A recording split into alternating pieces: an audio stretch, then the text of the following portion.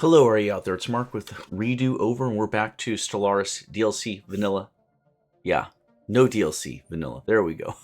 Okay, we will jump right in here. You can see we've conquered a full third of the galaxy at this point.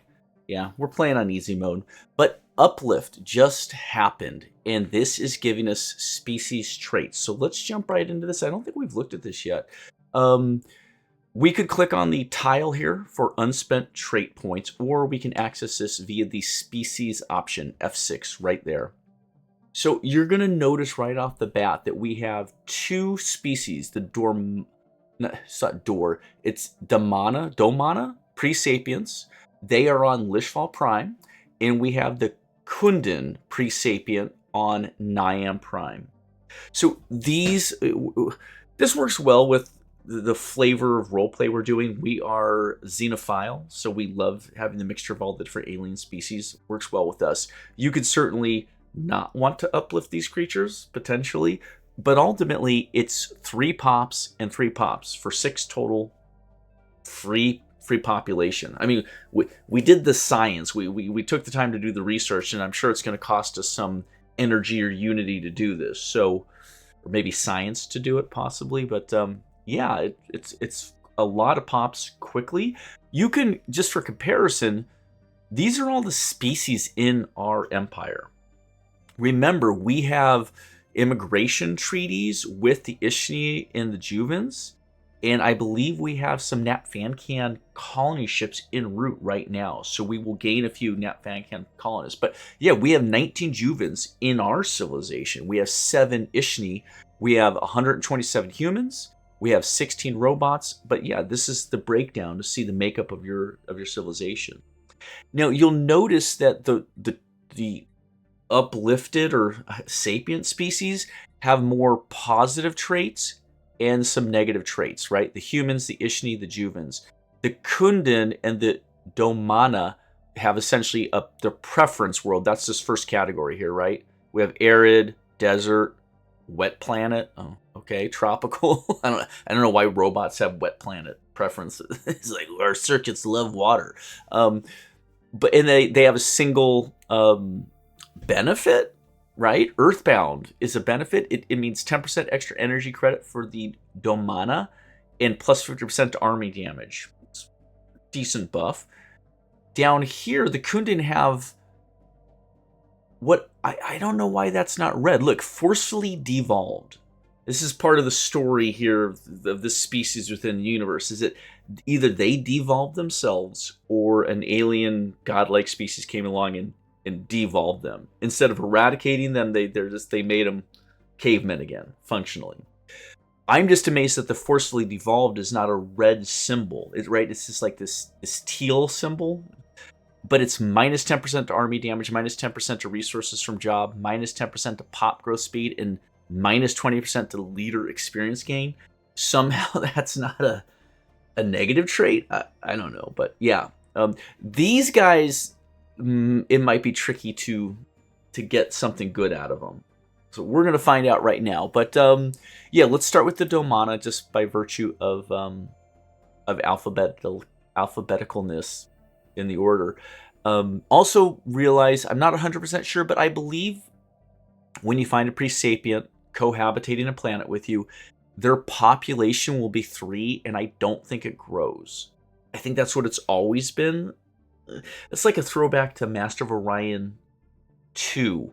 When you find natives on your worlds, you always get 3 of them, and they don't grow more than that. I think. It's just what I've seen since like the 90s when I was playing Master of Orion 2, which, if you haven't played, I'd highly suggest. The old game. Do it. Find it on Steam. You will not regret it. If you sort 4X game, right, this is the category of space conquest game, right? Explore, exterminate, exploit, energize a bunny. I don't know. You know the 4. Put that into Steam, right? Tag search. And then sort by rating, by positive reviews, by reviews, and this sits there at the top with, I think, a Civilization 4 version and Master of Orion 2 from 30 years ago. At the top of that chart, at overwhelmingly positive. I believe they're the only two in the category that sit there. Try it out yourself. Fiddle around sometime. So yeah, they are considered. It is one of the best 2 4X space strategy games ever made per thousands, tens of thousands of votes on Steam. Master of Orion 2 and one of the Civilization 4 games. Yeah. So back to this. We can set rights or we can uplift for this species particular. Let's look at set rights real quickly. Citizenship, residence. Let's just pop this open. They can be a full citizen. Pops are free to be able to be politically active, and the species can produce leaders. Very interesting. Now, not possible because this species is pre-sapient. Now, as a residence, pops are free but are less important politically, and the species cannot produce leaders. So a very subtle difference there. Happiness is at minus 10% because, they're second-class citizens. Pop amenity usage minus 25%, and pop political power minus a half of a 1. So they count as half of a person. Oh, ouch. That is not cool. Slaves. All pops of this species will be enslaved. Freedom is an illusion. For some, this truth is more tangible than it is for others. So not possible due to pre-sapients cannot be enslaved. Our empire values xeno species too highly because we're xenophilics. And our empire either does not allow slavery or otherwise fails to embrace the necessary authoritarian or xenophobe ideals. Okay, so that's not even an option for us. In undesirables, all pops of this species will be purged. By purged, I think it means you kindly ask them to go somewhere else. The vacuum of space, I don't know, the moon, they'll figure it out. They're just not going to be here anymore. Real world politics. Here we go. Not possible for us, though, because pre-sapients are not being purged in our empire. Sure. And our purge policy makes this prohibited. Yeah, we're so high-minded, we don't even purge other species. Wow. We are... Ooh. Pat on the back, guys. Here we go. Let's close that down. So, yeah, they're residents right now because I don't think we can do anything else with them while they're pre-sapiens. Living standard, decent conditions. Okay. Quite a few living standards here. We have utopian abundance. I'm not going to read into all this. I'm not going to just like plow through them all, but that would be the highest level. The main things that you have to watch out for is this will vastly adjust political power. It's a multiplier per a population relative to its tier of the top of the pyramid at gold, the middle of the pyramid at silver, the bottom of the pyramid at bronze. That's how all that stratification works. And these are multipliers. I can see down here, ruler political power +4, right? So up here we were looking under citizenship. If you are a slave, you have a 1/2. Is that what it was, right? Like you're half a person. Or do they not have any political power? Let's look at that one more time. No, residence. A regular resident. Sorry, not a full citizen. A resident. Think of resident alien, right? Is a half. Where under utopian abundance, a worker or a specialist or ruler would be at a +4. 8 times more political power per pop. Yeah, okay.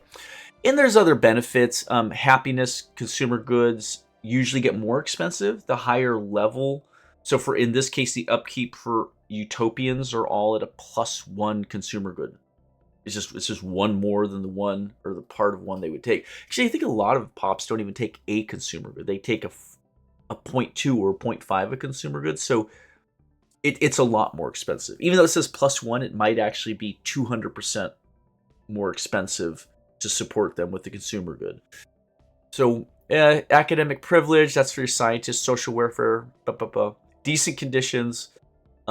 Since we have it set to that, we'll just see here. Rulers have 10% more happiness. Specialists have 5%. Otherwise, there is a consumer good deficit. Unemployed pops have reduced happiness. So under decent conditions, people want a job. That's what that's saying. Yeah, consumer good upkeep. +1 for rulers, +1/2, +1/4, +1/20th for the slaves. Ruler power is at a +5, meaning the people at the top have a lot more. and the specialists have 2.5, and the workers have 1.5. So interesting. But yeah, I think decent conditions is the standard. I think that's the default in the game. Yeah, but it goes all the way down. Non-existent.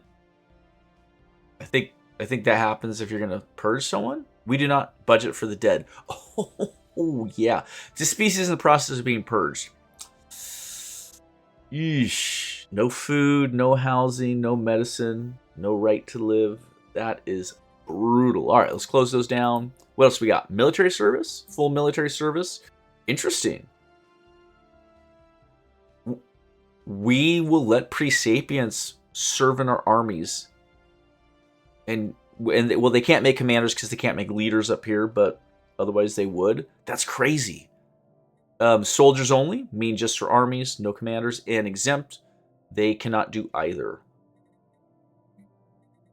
I didn't realize we could load pre-sapients into our military service. They know how to shoot a gun, folks. All right. Colonization rights? What do we got here? Determines whether the species is allowed to board colony ships and settle new worlds. Interesting, and or not, meaning they will. If colonization is forbidden for the Domana, they will never leave Lishval.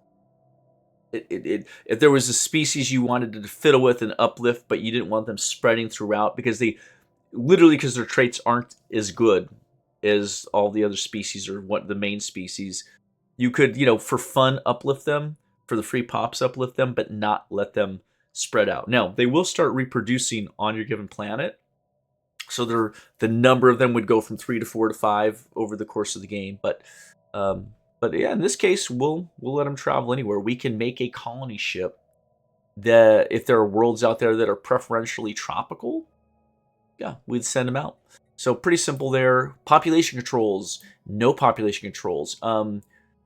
They can grow or be assembled. Otherwise, population control, happiness is minus 10%, but they won't ever grow. It'll stay at 3.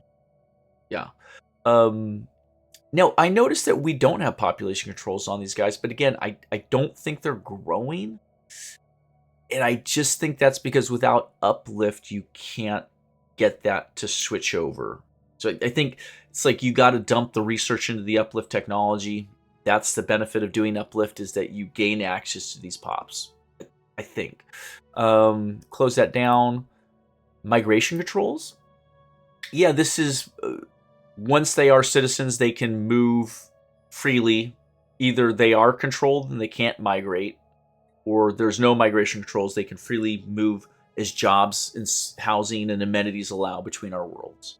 So in general, they're set up pretty much the way we want all of our citizens for the time being, except for the fact that they're not full citizens. They're residents. Okay. Close that down. And the final two are slavery types, which for us is what? In purge type. Okay. We can't turn those on anyway. They're grayed out, I guess, because we're xenophiles. So now let's do the uplift. Here we are. Oh, I thought we were going to get to spend trait points. What am I missing here, guys? Oh, I really thought we were going to do trait points. Am I missing something? Species type, reset the default, reset default. Create template, apply template. So we did that for the humans, right? We improved the humans here with limited regeneration for their lifespan. But we don't have that option. So we're going to have to uplift them first. Oh, what? That's grayed out now. Crap. Oh, that's grayed out. Hold on. I'm going to close this down and reopen this. Did I just mess something up? What am I missing? What am I missing? We already have an ongoing project. Oh, we're already doing it. Okay. Interesting. So I am just very confused right now because I could have sworn it was saying we had unspent trait points and that we definitely did not modify their template, their genetic template. Okay. Let's close this down. By the way, it is very good that the Kundin are in fact arid preference and Domana our tropical preference, and I guess the Ishni are tropical. Well, still though, we'll see. We'll see if it's useful. Here we go. Situation log. Uplift the Domana species. Oh, we can only do one at a time. So we'll have to get to the other species later, apparently. So let's do the research. It's going to be 3,000. It'll take about 6 months. It'll take exactly 6 months. So there you go. All right. Well, that was a lot. Let's run the clock. We want to make sure that we can actually colonize Ikni. I believe we did send the ship in. Hold on. Yeah, it's on its way. But otherwise, something popped up. Ancient survey marker. Small short-range transmitter has been located on the surface of Devasa 6A. It appears to be an ancient survey marker placed here aeons ago to mark a large deposit of precious metals. The miners it was meant for evidently never arrived, as the deposit is still here. That's +4 minerals to Devasa 4A. So that'll make that system much more valuable. Colonization in progress. All right, Ikni has popped in there. Very cool. Kangzhou got the architectural interest trait. That's one of our leaders. And down here in the frontier sector, you can see Ikni Prime. This is, in fact, the colonization procedure. This is them putting the colonization ship down on the planet. So you can imagine the colony ship arrives at a planet. It goes into orbit, which itself, you got to slow down and brake. When you enter orbit of a planet, it's probably doing surveys. It's looking for the proper place to start the colony, for the capital of the world to be. And they're preparing to deorbit the ship and all that stuff. And that takes a while for them to do. In this case, colonization will be completed in 2256 in the month of November. So that is 1 year out. A little less than 1 year, actually. 11 months? Yeah. And I believe when you start the game, colonization takes 2 years. So we've got it down to less than a year now with the technologies we've taken. So that's cool. Open burial. What our scientists first mistook for asteroids have been revealed to be frozen, battered Tianki corpses reduced to shapeless lumps after decades in orbit. The entire asteroid ring is, in fact, just an open burial ground. Some of the bodies we acquired are recently deceased, while others predate our empire by thousands of years. Fascinating. And that's +3 to sociological research at Zaduva. Video feed. A new colony. Oh boy. Hello again. You'll be pleased to learn that our species has quadrupled in number since we arrived. Many of us were swept up in a festive mood when we made planetfall. Things got a bit frisky, to say the least. So after a positive experience, we had colonization Balderak. Remember, these are the gas giant creatures. A few brave pioneers have asked me to petition you for passage to another gas giant. We've already located a promising candidate within your space that would be suitable for colonization. What do you say, friends? I've been through this event chain before. I don't think you get a lot out of it. I think it's just a massive, annoying waste of time. I'm trying to remember. Do we want to do this? We can say absolutely not. Our deal was to transport you to one planet. I think I'm just going to leave it at that. I don't want to pursue this. We got other stuff to do. It's a funny event chain. If it ever pops up for you, go through it, and there may be some reward at the end. But it's rather elaborate, and there are quite a few parts to it. I see. We will just have to stay contained on Balderak and make the best of it then. Okay, I'll see ya. All right, here we go. A private collector on Lishval Prime has somehow come into ownership of an ancient precursor artifact believed a first league in origin. Despite government pressure, the collector has so far been reluctant to part with it. We have 3 options. Everyone has a price. So we can get the artifact for 500 energy, which we could easily afford. It belongs in a museum. That would cost us 100 influence, which we cannot afford. And finally, let the collector keep it. We don't do anything with it. We've got tons of energy surplus, so we will buy it from the collector. They're now rich. Congratulations. I want to pop out of here. We have a couple things going on. We are sending a constructor and a science ship down here to Ubagalit. Ubagalit? Sure. Okay. Oh, what's going on up here? Did you guys just see a little event pop up? What's going on? Right click. Starbase mining station. Interesting. Yeah, I do want to grab these worlds, but we are a little capped by influence right now. I had mentioned that we should make 2 new colony ships for these 2 Nat Van Can colony ships, since they're well suited to these Alpine, and this world is an Arctic. Yeah, they like tundra, Alpine, Arctic is what they're well suited for. But if they were to break our migration treaty, which they could do at any time, we would, like say it takes us a couple years to get those systems claimed, we can make the colony ships right now. So if we go to Strahtal Station, we go to the shipyard, I'm going to queue 2 Nat Van Can colony ships. The Nat Van Can are the only species we have that are reasonably suited for those 2 worlds. We already know even the 2 we're uplifting are, I think, desert and tropical, so they won't work there. So yeah, let's do Nat Van Can 1. Take a year to build, and let's get a second one in the queue. There you go. So we've locked in those colony ships. Even if the Nat Van Can right now break their migration treaty, I believe we have access to them. And we had the overhead as far as alloys and consumer goods and foods to do that. And finally, the Strahtal Station is quite close to those 2 worlds. So they may be sitting for a while, but we know we will get to using them. Oh, and there is debris there. The little exclamation orange thing I saw was the debris, the time project, because we took out the mining drones with the first fleet, if I'm not mistaken. And I think we are sending one of our scientists, the Gagarin, all the way up there to get that at Sky. Simple enough. What else do we got going on here, folks? We had more worlds that we want to colonize. Ramstan is sitting there. We are working on a colony ship right there, probably for Ramstan, coming out of Zevok's system. We have a colony ship right here, the UNS Sparta, probably headed to Strudma, and I believe Lishval is working on another colony ship, which is going to be for Helios. Yeah. Oh, and there's the Fawns. Alien vessels popping in there.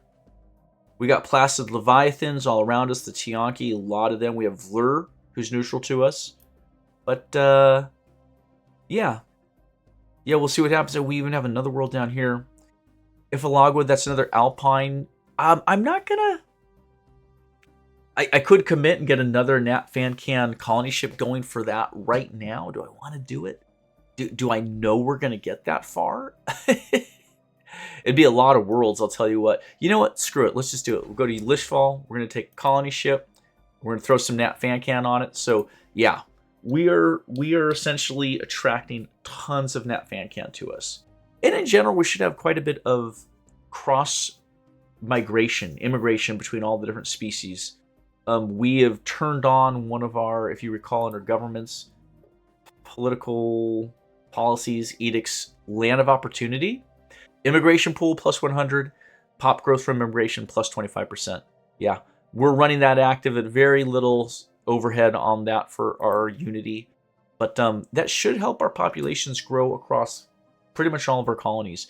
Is there anything else we were worried about? Oh, the galactic market. Yes, so let's run the clock. When this hits 150, we can submit one of our planets to house the galactic market, which is being developed. They're in the pre-planning phases for it. But a comet's been sighted. A lone proud comet soars through the Sol system. That's Earth, FYI. Our star is called Sol, IRL. I don't know if anybody knew that.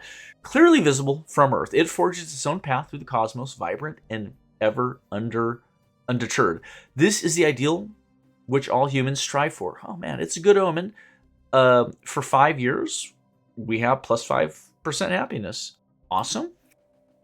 And if you jump up here again to your hexagon tab, you can look in... Does it in the show up there? I'm looking real quickly.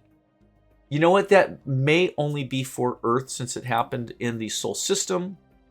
Let's verify that by clicking on Earth. And there you go. Comet sighted plus 5% happiness. So yeah, it's a local phenomenon only. Oh, hey, we have a first contact pending. We have reached an impasse with the fleet, identifying itself as the ghost ship. Yeah, this happens sometimes. We gained influence?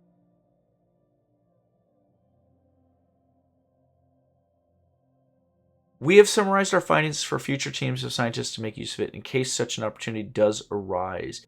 Oh, this is interesting. The first contact with the Fawns is with this ghost ship that's left in the system where that cool habitable world is.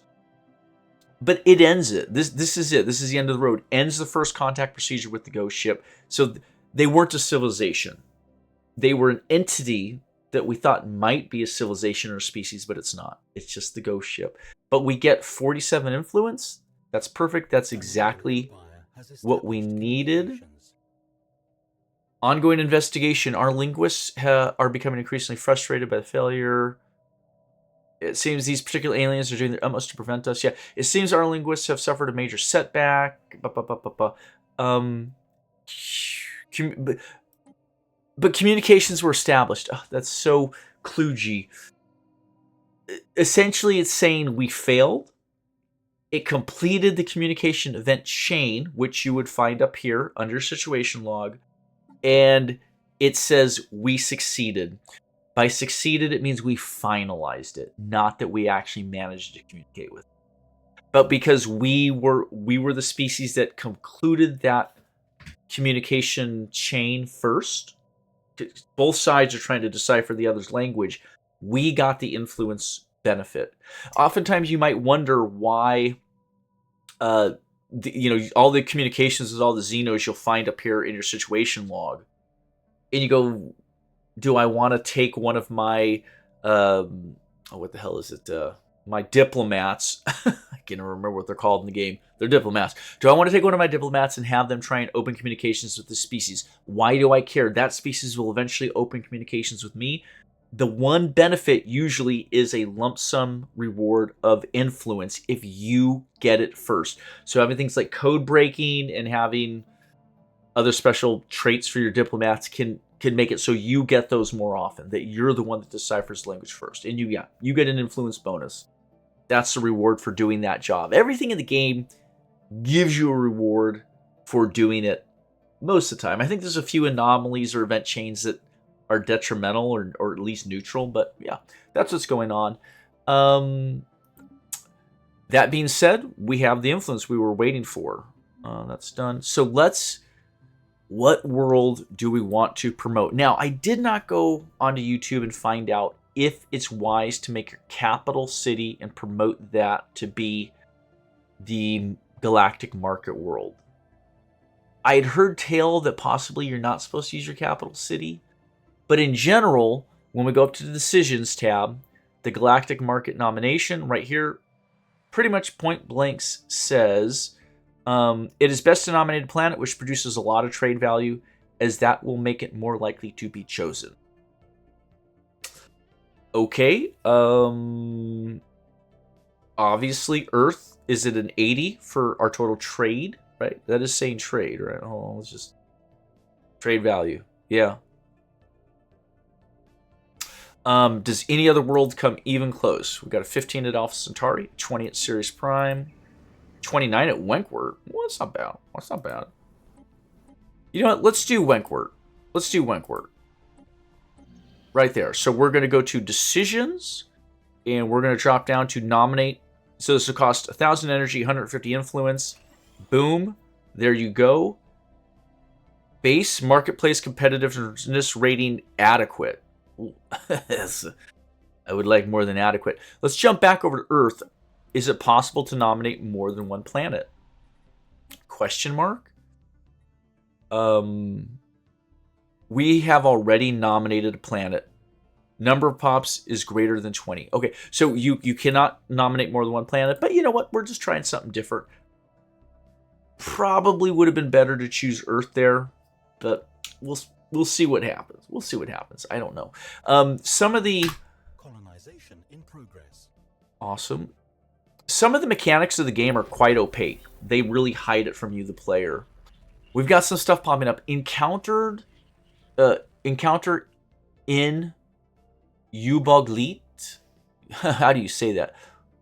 Ubog Lilt. Lilt. It's right. It's hard E. Lilt. And that is right here. Oh no, the Nixies. We made first contact with the mysterious alien in the Ubog system. For now, we have codenamed them the Nephilim. Oh gosh. I believe Nephilim is like angels are Nephilim, right? I don't know. I might be wrong about that. We're going to pause. A lot of things going on. Uplift complete. We have uplifted the Domana species to sapience. Sweet. Uplift to full sapience, the Domana now stand as a living testament to the scientific and technological might of the United Nations of Earth. The United Nations of Earth welcomes them. We gained 50 influence for doing the uplift. Awesome. I'm going to pause our clock. We ran. Let's jump back in here. Crap. I wanted to see Locust Swarm. Ooh. Okay. And there's a wormhole. Fascinating. Whoa. Okay. This is why the Ubog system has not been colonized, is because of these hostiles. Now, where are we going here? So, yeah, the Marco Polo is evading hostiles. Tauhi ran for it. There's not a whole lot else we can do there. Let's set the science ship on automatic. We will turn on everything and hit start. And yeah, it looks like he's going to turn tail and head back to our system. That's fine. The constructor. Is there anything else we can do with that constructor right now? Igni system's fully developed. Now let's just move the constructor back to Strattal. They'll just hang out for the time being. So yeah, we're just kind of pulling back on that for the time being. Couple things. Agri-World, I see the up arrow. Never let that sit, folks. You want to get those capital ships upgraded as quickly as you can. Here's the Planetary Administration Building. That'll take a little less than a year with our benefits. We'll close that down. What else we got? It's Time Project. Unspent trait points. The Kundin have 2 unspent trait points. And the Domana probably have 2 points, and we can do their template now. So there's 2 things we want to take care of here. Let's jump into the species. Let's go to the Domana, and there we go. We can now create and apply a template, which we're going to do. But before we do that, we're going to jump to the Kundin, and we're going to start the uplift process on them. So you can only uplift 1 pre-sapience per turn.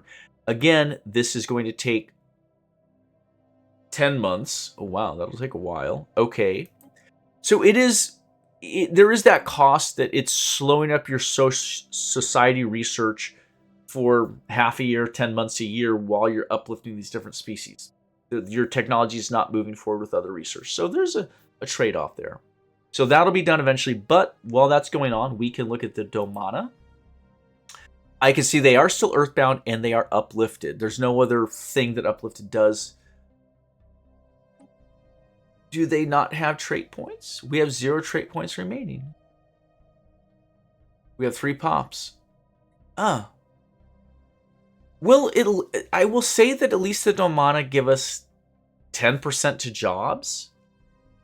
I'm wondering if maybe the Kundin we shouldn't have uplifted. Because that only looks all bad. Crap. Forcibly devolved. Ooh, molluscoids. What are you gonna do? What are you gonna do, right? That sucks. Again, I'm super confused about why this is saying we have unspent trait points.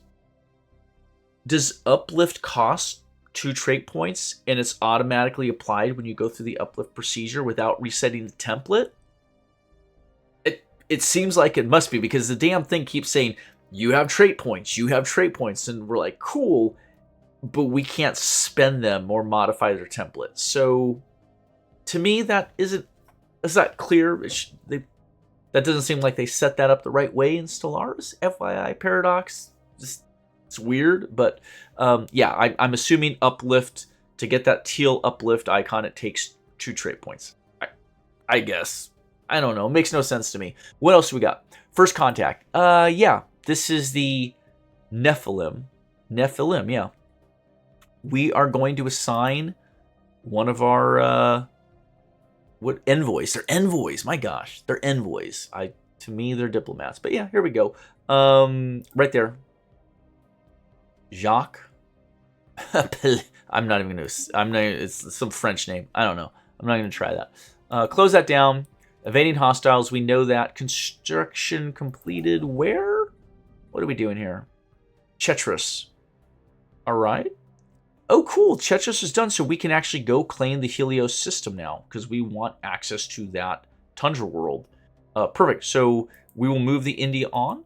We will build that starbase, and we have plenty of influence. So the nice thing is, because of the other activities we've been taking on, we like uplifting and making first contacts, we've gained a nice little, about 100 influence really quickly. So that's nice. We're going to spend it at Helios.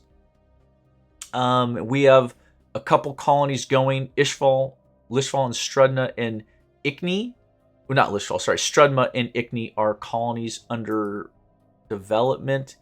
And we had one more. Where? Is it Strudma? It is Strudma. Okay, I'm overthinking it. And beyond that, our science ships are doing sciencey stuff, right? All these guys are on automatic. Yeah, they're rapidly filling out here. And we are going to want to grab Devasa here pretty soon because we want those 2 space nuts. I see we have some volatile motes, 3 down here. Yeah, there's some very good systems down in this southeastern quadrant of the galaxy. And finally, uplift complete. Yeah, we'll close that down and we'll run the clock forward.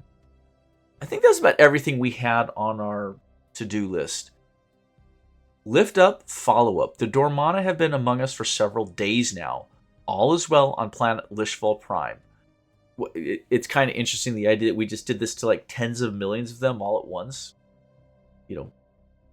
Okay. We'll just find out what's happened. All right, here we go. Problems happening. Familial fission. While the United Nations of Earth provides a solid structure upon which to model their internal societal order, it may not necessarily be what suits the uplifted Domana best. Their sudden rise to becoming our intellectual equals robbed them of millennia of potential societal and cultural development. Perhaps as a result of this, the Domana social order is in a state of extreme flux. One day the family unit is paramount, and the next day community leaders are calling for a dissolution of all clan-like bonds. We have 3 options here, folks. Fascinating. Okay, we just do nothing? Okay. May the Domana find themselves in each other. Domana gain the authoritarian ethic. Or self-realization comes only through independence. The Domana gain the egalitarian ethic. We will do that. Juven is now a protectorate under the United Nations of Earth. Juven Covenant is now a protectorate under the United Nations of Earth. Subject status changed? Did we approve that? What? Okay. I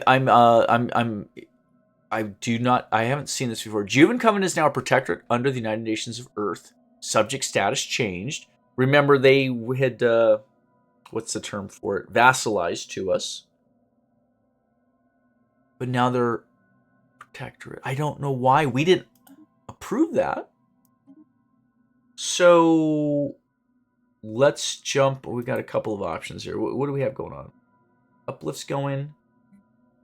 We're doing that. I'm just making sure. I saw the little golden token here, so I just want to make sure. Galactic markets in progress.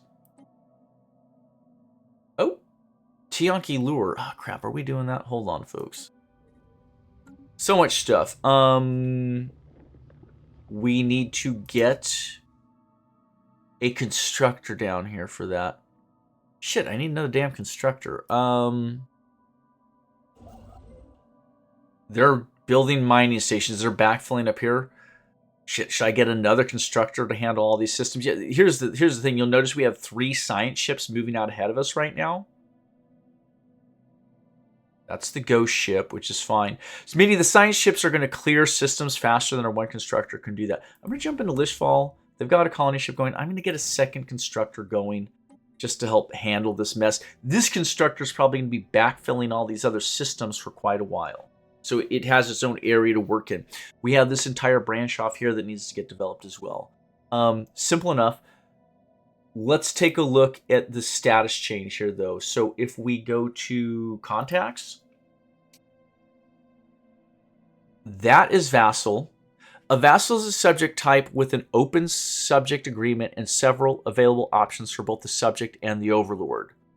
Versus protectorate. A protectorate is a subject type with significantly weaker technology than their overlord. They will receive a boost towards all technology their overlord already possesses. They have currently researched 42.7% of their overlord's technologies. Yeah. They're inferior. They're not pathetic to us. Huh. Okay. Let's see. They receive a boost towards all technology their overlord already possesses. So does that mean that they were falling too far behind us? That is there a mechanical number that switched on? Again, we did not approve. They never asked us to switch from a vassal to a protectorate. It just happens automatically with the game. It's a hidden rule, mechanic, obviously, because I have no idea and there's no explanation for it. I'm assuming, though, they've fallen below a certain level of technology relative to us, and it clicked in automatically. If I go to the Juven, I see loyal, cooperative, a lot of good positive stuff here. Let's hit the diplomacy tab. Just looking around. Intel on them is at 68%. Trust is extremely high, 137. It's monstrously high. Diplomatic weight. They have 7 colonies. Very cool. Prosperous unification. Loyalty is 100% to us. Yeah, we're tied together really well. I don't know what else the protectorate means. I guess we just keep dragging them along, which is fine. I have no issue with that. Let's switch over to Nat Fancan. No, that's Ishnan. Sorry, Nat Fancan right there. I would like to vassalize these guys now. We've been talking about this for years and years. But yeah, their trust is at 108. Extremely high. They are friendly. Growing at a +3. So they are closing in on this final tier here. They are currently sitting at 607. And if they were to reach 750, they would have excellent relations. So we have the trust side. We're closing in on the attitude side. But we could just make the offer. So where are we at here? Form federation. Why is that not an option? Form a federation with this empire. Once established, we can try to invite other empires to join. But that is an X. It's not allowed. Acceptance -1. Base -50. Friendly attitude is +30. Opinion +32. Relative power of empires +7. Hegemonic imperialists -20.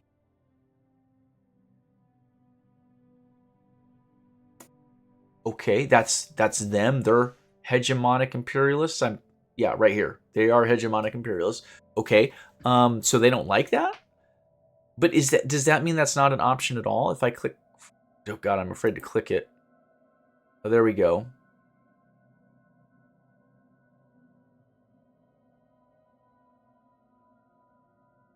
Acceptance -1. Favors. I assume this is favors. Decrease. Oh gosh, it's not telling me what it is. Decrease, increase. Yeah. If we had favors we'd earned with them, we could click them over and getting rid of that -1. We're going to cancel that for right now, but we still can try to propose subjugation. Yeah, we're not asking to be their subject. We're proposing they subjugate. We'll click on this. Maybe because they are hegemonic imperialists, they're very opposed to any sort of grouping with another species. I'm looking down here going, new loyalty would be at a minus 45. Wow. Initial loyalty is at a minus 25 because of a relative power differential. Subject integration versus diplomatic freedoms. Expansion minus 5. Overlord conflicts minus 10. Subject conflicts plus 5. Holdings limit minus 5. Censors minus 5. And the change in loyalty would degrade at a minus 0.4 per month. So they become less and less loyal. That doesn't look great, I must say. What else could we do here? There are many options. We have subject integration, diplomatic freedoms, expansion, contribution. So this is essentially tithing, taxes, whatever you want to call it. We can adjust. We have a few more options. Overlord conflicts, subject conflicts, holdings limit, and censors. Independent censors, unified censors. The subject receives censor data from the overlord. Sure, we could do that, right? We could click that on. That pushes that slightly more towards the positive. All right, what else do we have? Holding limit 1 or none. Those are the only two options, 1 or none. We would want 1 holding, I would guess. Subject conflict. Defensive in both cases. The subject will join the overlord in their defensive wars. It's a monthly loyalty change of a minus 1. And subject conflicts. The overlord will join the subject in their defensive wars. Fascinating. And that makes them more loyal to us. You know, we don't have to have them join our side in a war. Potentially, we could turn that off. So if we go to war defensively with someone, they don't have to come help us. We could hit none. That gets rid of those detriments. That sets that at a monthly change of plus 0.85. They like that a little bit. Again, their new loyalty will fall to a negative 30, but it will repair over time. We're lacking 11 influence. Oh, we don't have enough influence anyway. I wonder if that cost modifies from the 75. If that changes based off of what we're picking here. That could work for us, though. We don't really need their help defensively, and they're actually quite far away from us. The Juvens and the Ishnians sit between us and the Nat Van Can space. So it's not. It would take forever for them to come and help us in a fight, to be quite honest. What else can we do up here? I would want contributions, though. Right? Oh, I didn't mean to do that. Here, like, set that there. The subject will pay 50% tax to the basic stuff, right? I mean, wouldn't you want to harvest all of this? Oh, damn. I would love to. I'd love to do that.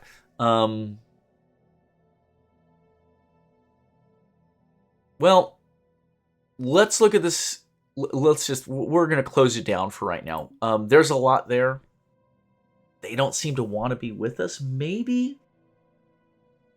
Well, we need more influence no matter what. Let's just close it down, and let's run the clock, because we need that influence to get up over 75. Oh, we do have a technology. AI-controlled colony ships. Colony development speed plus 50%. Oh, that's good. That's actually going to really reduce the development speed. Now, it's probably not going to affect the colonies we've already just started, but we have a lot of colony ships in the queue. We will be colonizing a lot more quickly. Let's choose a new research, though, for the time being. Again, we have 5 picks currently. UV laser. We already talked about the disruptor, the UV laser. I had noticed something. One thing I hadn't talked about last time is down at the very bottom. UV lasers are minus 50% against shield, but plus 50 against armor, plus 25 against hull. Okay, let's look at disruptors. Disruptors are 100% shield penetration, 100% armor penetration. That's why disruptors are so good. I say air quotes, but they are really good. They're going to punch right through, straight to the hole. Now, there may be technologies that harden shields or harden armor and prevent that penetration. And, you know, because you can imagine, relatively early in the game here, we're about a sixth of the way through the calendar, the 300 years of playtime, you can get disruptors. We probably could have gotten them even earlier. And at that point, you're saying shields and armor no longer matter. We're going to take this relatively weak weapon. We're going to have to get extremely close to the enemy, but it will just burn straight into the hull of the ship, destroying it, leaving the shields and the armor intact. So I think if you got that early and you used it effectively, aggressively, I think it could be really beneficial. It's not overly powerful, but it has its uses. But I do think later on, there may be technologies that can help mitigate some of that shield and armor penetration. I don't know, but yeah, that's why disruptors is similar to UV lasers, but only superficially. It is actually quite a different weapon. And we've already looked at the transit hub. Yeah, that's only for slaves and stuff, non-sapiens. That doesn't really help us out. Hyperdrive 2, that lets you jump more quickly in and out of hyperspace. It takes less days at the jump point to get into hyperspace is what was explained to me. Although they don't really give you numbers on that. It's just ethereal. Again, a lot of hidden things in Stellaris. It is what it is. And of course we have the FTL inhibitors. You know what? Let's go with weaponry. Let's get the UV laser. It's going to open up an energy weapon path there. 13 months out. Perfect. And we'll run the clock. I see colony ships. This guy has no orders. He's going to head to Helios, right? I'm going to pause real quick. The Taiwan is headed to Helios. Currently, the India is starting on the starbase there. Fantastic. This way, the Adriatic just finished. We were waiting for influence to try for Natfan can vassalization. That's what we're sitting on, which is fine. We have to claim these two systems. Yeah, it's all rocking and rolling pretty good here. Let's jump back into contacts. Let's jump back into NatFanCan, diplomacy. We're going to roll down to proposed subjugation. This is where we had left it. Could we turn up our diplomatic weight real quickly? Possibly. Hold on. Let's jump to government. Policies and edicts. And we also want to look at our diplomatic tree. Hold just a moment. Bear with me, folks. Let's go to our unities tab. Bring up our traditions. We're almost done with diplomacy. We wait a little longer. We're 12 months out. What do we get here for this last pick? Diplomatic acceptance +5. Envoy improved relations have a 1% chance each month of acquiring favor. And finally, the capstone on diplomacy. Adopting all diplomacy traditions grants monthly federation experience gains +2. Diplomatic weight +10%. Official capacity +1. We might as well hold on. By getting that bonus to diplomatic acceptance 12 months from now, it's going to help get us better subjugation terms from the NatFanCan. So we are going to wait another year for that to happen. System survey completed. Yeah, right there. We knew that was going to happen. They're automatic. They're going to keep going. Senate's now in session. Let's take a look at what's coming up here. Guardian Angels Act, and we're voting on Readied Shield currently. Readied Shield is diplomatic weight from fleet powers +20. We want that. We have the most powerful fleet. So for us, this is a big thumbs up. Naval capacity +10%. Ship upkeep +5%. It's a very small cost for a lot of benefit for us since we have the most powerful fleet. Everyone else is inferior, pathetic to us. So yes, we want to support that. Support. Everyone goes into that. That's going to pass unanimously. We're all locked in together. Awesome. So if that gets voted on, when will that get voted on? How far out is that vote? Oh wow, that's a long way off. We're probably going to complete our tradition picks with diplomacy, complete those and cap it before that passes. But you can see at this point we're trying to start steamrolling our diplomatic clout. We've gone into the diplomacy tradition. We're the most powerful species or civilization in the galaxy that we found so far.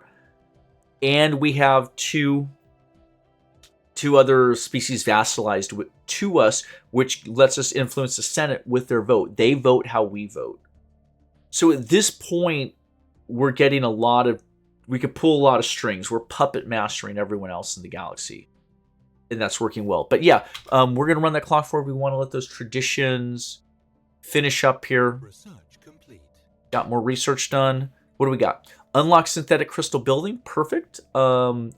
Again, that's buildings we can put on planets if we're coming up short on our space nuts. If we look up here, you can see currently our volatile motes were at plus 11 per month, our exotic gases plus 8, and our rare crystals plus 7. So we're in the positive on all of those. So I don't need to build a rare crystal manufacturing plant right now, but eventually I might need to. Let's do new research. We have some great options. Blanket habitability improvement. Machine template. The same habitability improvement for less research, and it unlocks the feature robo modding. Allows us to design and build specialized mechanical population. We can modify our robot species. So these are both good, but this is cheaper with extra bonuses. And beyond that, there's other cool stuff. Fusion missiles. It's a good weapon. What do they look at here? It's a explosive. That's what torpedoes and missiles are. Explosive versus kinetic versus energy. We have the civilian fabricator building. Consumer goods upkeep from our artisans is a +1. Costs an extra mineral for each one. That building will give us 2 artisan jobs. It really just means our artisans are much better at fabricating civilian consumer goods. We would like that. If you look up at the top here, folks, our energy is at a +77 per month. Minerals, 243. Food, 70. Consumer goods, 8. Yeah, you're going to chew through consumer goods more than almost anything else, because most of what you make is coming from minerals and or consumer goods. Plus, all your populations take some consumer goods to upkeep, where they may not take minerals to upkeep. So we really would like more consumer goods. Yeah. Even our alloys, which are hard to make, we have a considerably higher surplus of alloys than we do consumer goods.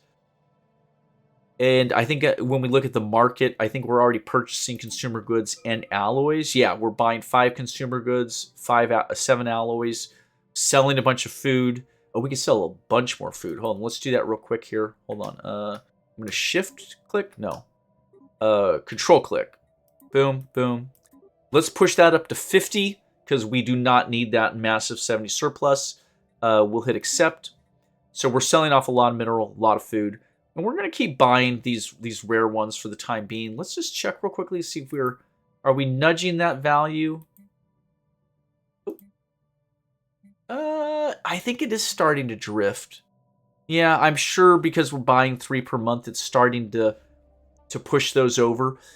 I'm not too worried about it, though. We have so much surplus energy for the time being. Let's keep doing that. Let's keep buying those in. We don't even need to buy them. I'm just trying to build up surpluses here.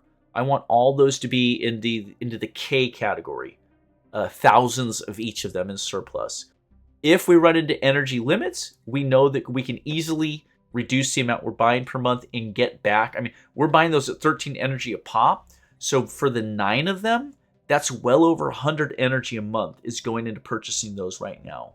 It's an investment in our security, though. It's something for us to do with all of our damn extra energy.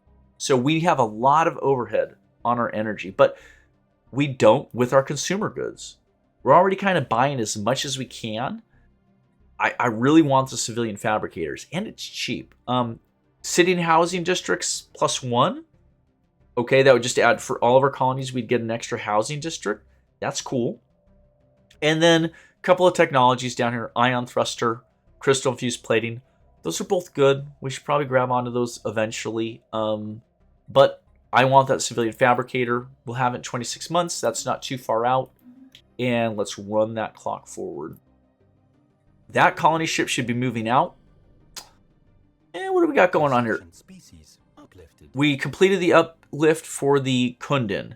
We get 50 more influence. That's perfect. Construction complete. I'm going to pause we should start claiming other systems. I mean, we've got the overhead now with our influence, and we're not ready to do the vassalization within that fan can yet. We're waiting, if you recall, on our traditions. So, that being said, let's click the ship. Let's jump into Helios. We're going to right-click on Helios, the planet, colonize planet. Okay. You can see the line for the colony ship switched over to the planet, not the star. So, that colonization is in progress. It's going to be a really good world for us. 85% habitability. And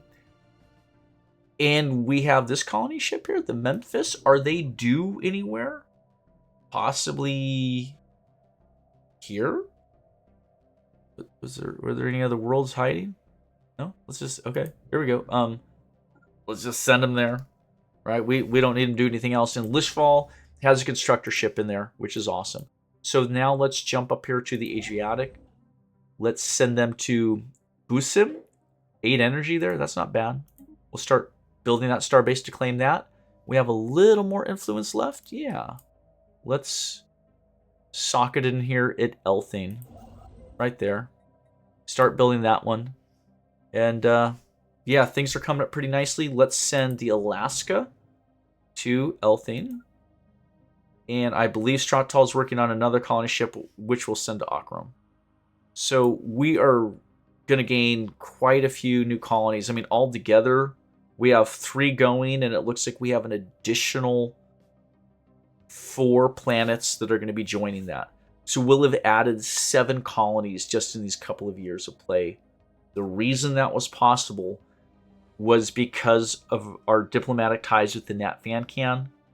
And by having access to a variety of friendly alien species, it essentially functionally doubled the number of worlds we could effectively colonize.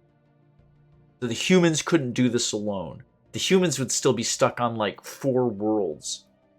But instead we're going to have 15 worlds because we are xenophile. Because we're working effectively with others out there. Real quickly, it's about time to wrap up, but let's get our planetary capital buildings going there. And at Niam, same thing. There, we don't want to leave those sitting. Next time we play, we'll look through all the colonies again, make sure they're doing good on housing, amenities, and jobs. We haven't looked at it in a little bit. Uplift complete. Yeah, we might as well just jump in here real quick to the species.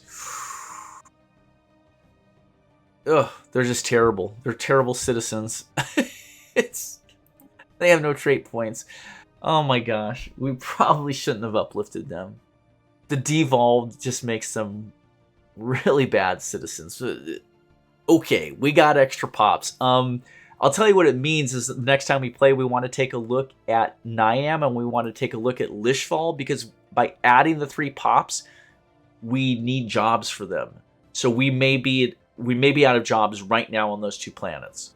We'll find out next week. So yeah, we're gonna look at that next week then, and keep pushing ahead on our colonization, and we're gonna check over all of our planets. And once we finish our diplomatic tradition and cap it, we will look again at vassalizing the Nat Fan Can. If you watched, thank you so much. Take care.